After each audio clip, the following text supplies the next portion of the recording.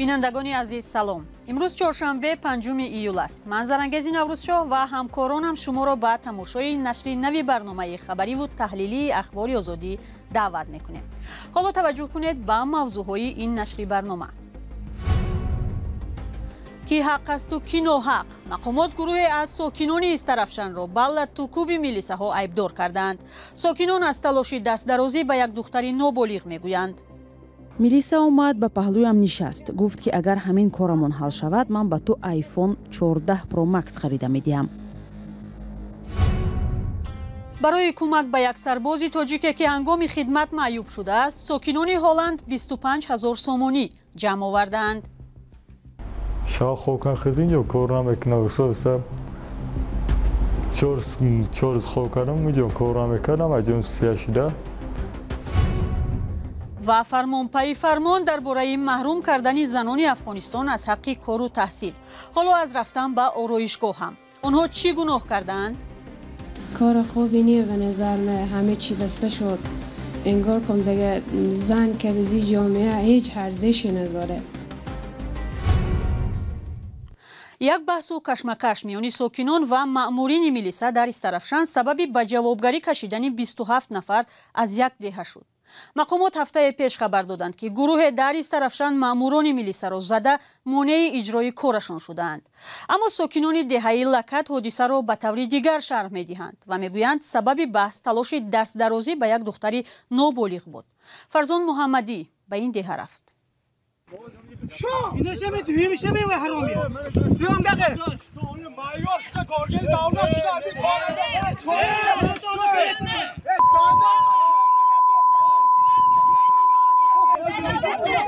لحظه از بحث و کشمکش ساکنان دهه لکت شهر استرافشان با مأموران میلیسا. حادثه‌ای که مقامات به طرز خود و مردم به گونه خود شرح می‌دهند. ساکنان میگن روز 31 می امسال در 2 کیلومتری دهه لکت یک ماشین سیاه شیشه را دیدند که از درونش صدای امداد طلبی دختر می آمد. به نقل آنها همدیگر را خبردار کردند و به نزد ماشین رفتند و راننده و همراهانش را که مأموران میلیسا بودند به گشادن در مجبور نمودند و آنچه دیدند سبب جنجال شد. 3 میلیسا دخترم را با ماشین بردند.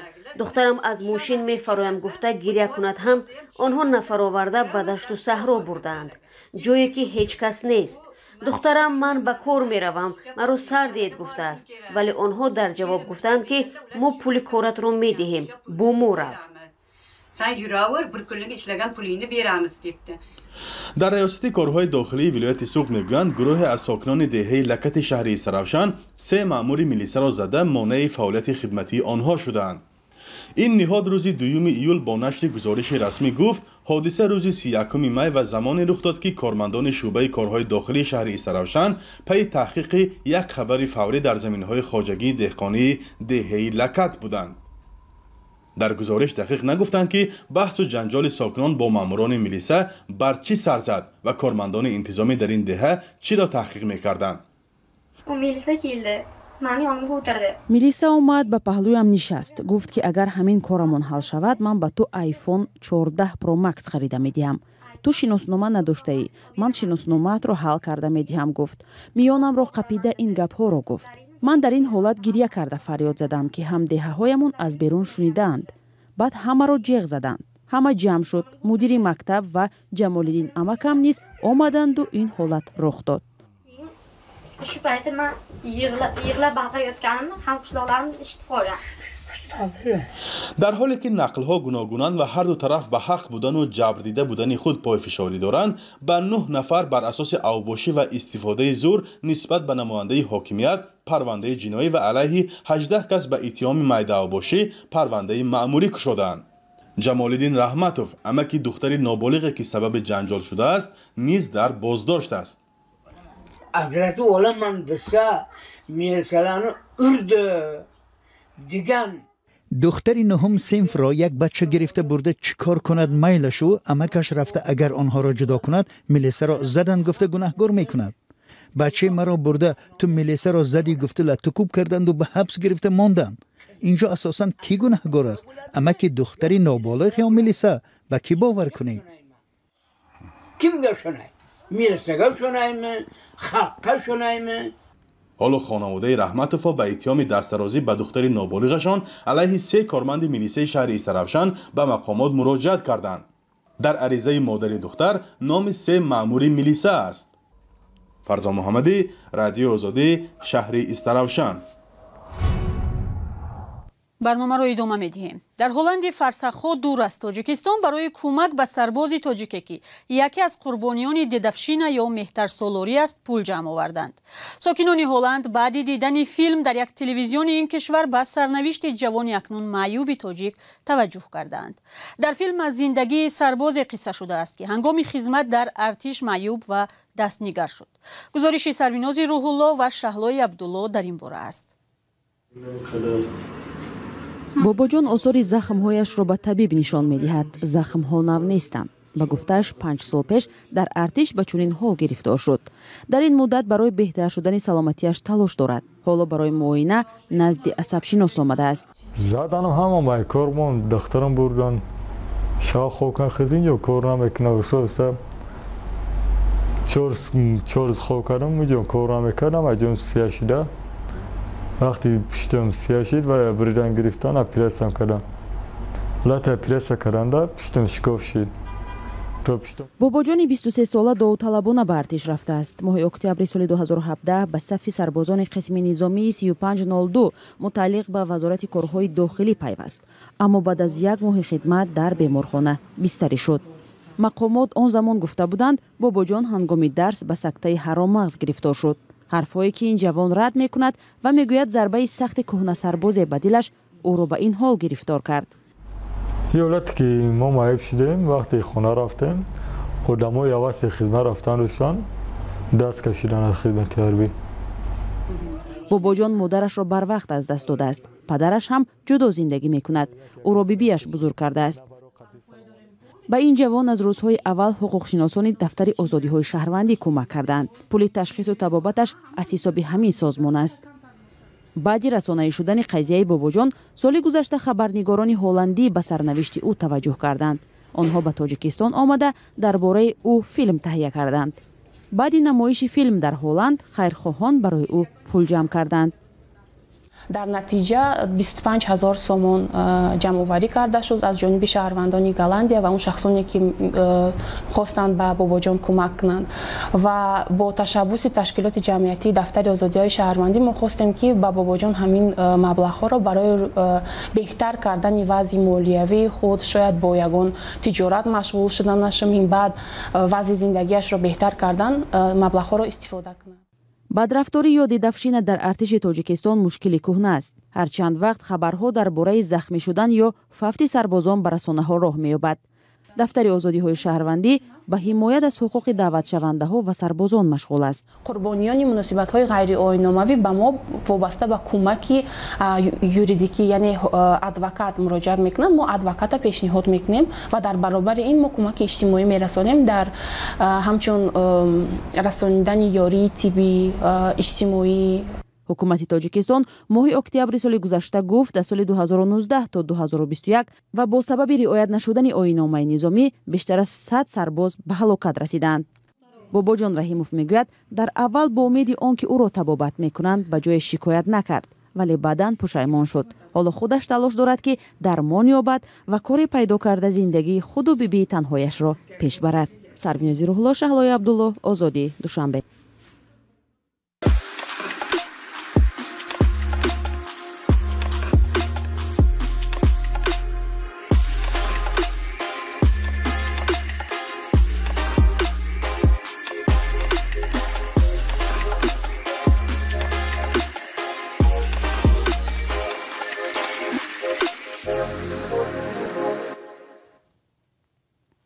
از ربوده شدن شهرت اسمت‌اللهیف معاون حسن اسدالله‌زاده رئیس اوریون بانک تقریباً 2 هفته گذشت.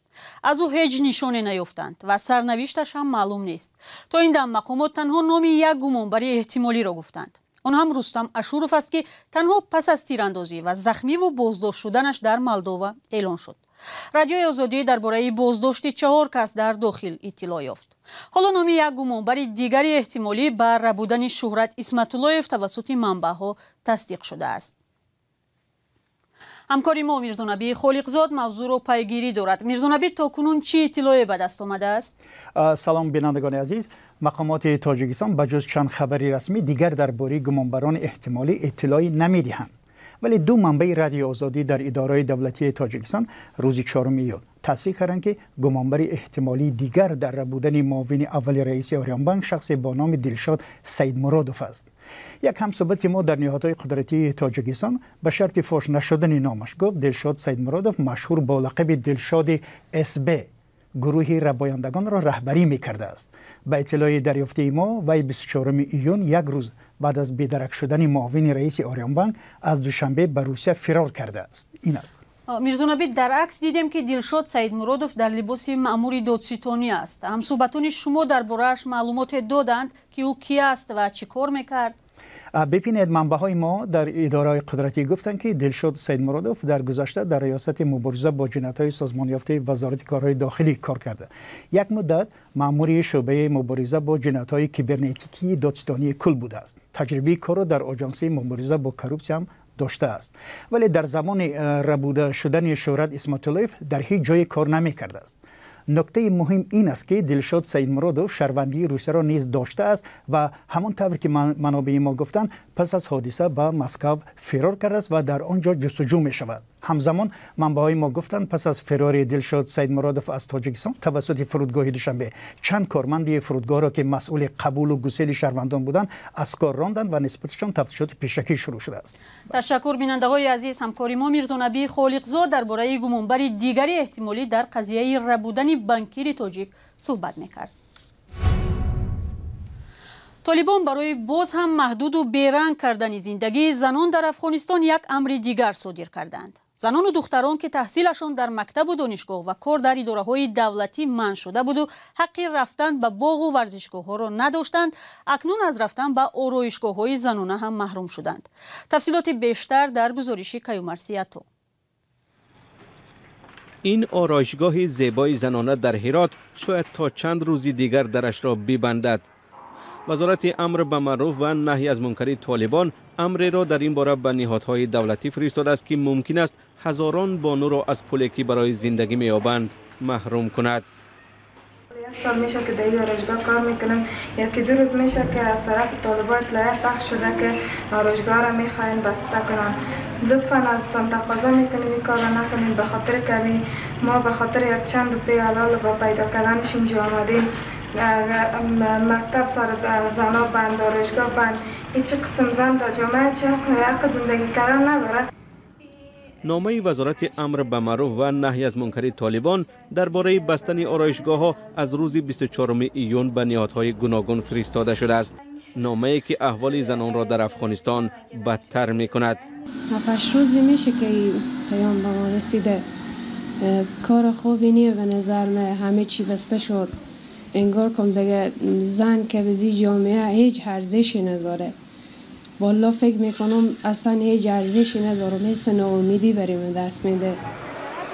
طالبان بعد رسیدن به قدرت در 2 سال پیش زنان افغانستان را از حق تحصیل در دانشگاه‌ها و کار در مؤسسه‌های زیاد محروم کردند، از منبع درآمد و زندگی هم.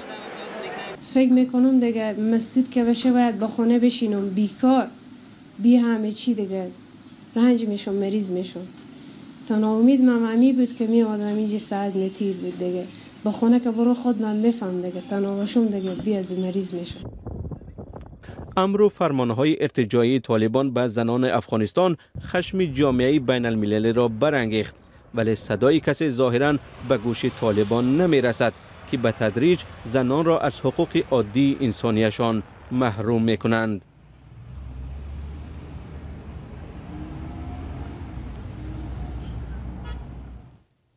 این آخرین گزارش در برنامه خبری و تحلیلی اخباری آزادی بود. نشر نوبتی را اینجا به پایان میبریم. سپاس از شما بینندگان عزیز که تا این لحظه با ما بودید. خدا نگهدار.